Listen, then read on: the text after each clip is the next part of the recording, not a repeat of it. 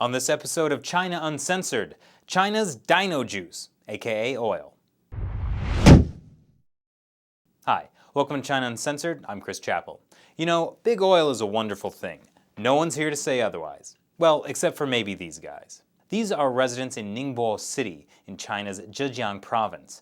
Last month, they protested against the $8.8 billion expansion of already the largest oil refinery in China, owned by state-run Sinopec.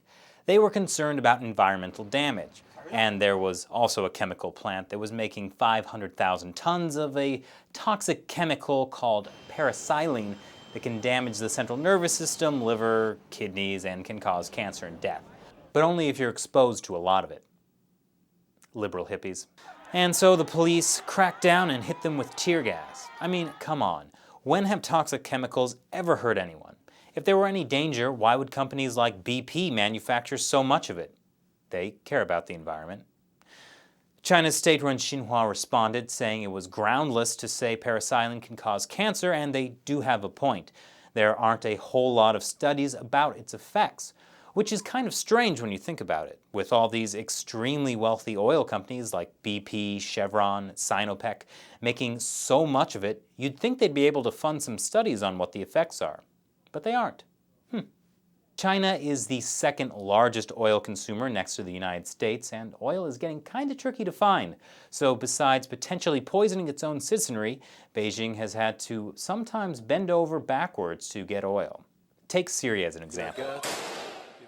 China is Syria's main importer, but just because there was a little civil war going on, the Western powers slapped sanctions on it, despite China's attempt to prevent any international intervention. Fortunately, Iran helped China break the embargo and provided a boat to ship an estimated $80 million of oil to another of China's state-owned oil companies.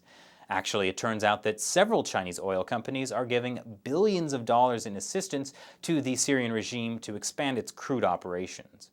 As for the citizens of Ningbo, officials said they put the construction on hold, so they're safe for now, at least until the 18th Party Congress is over this week.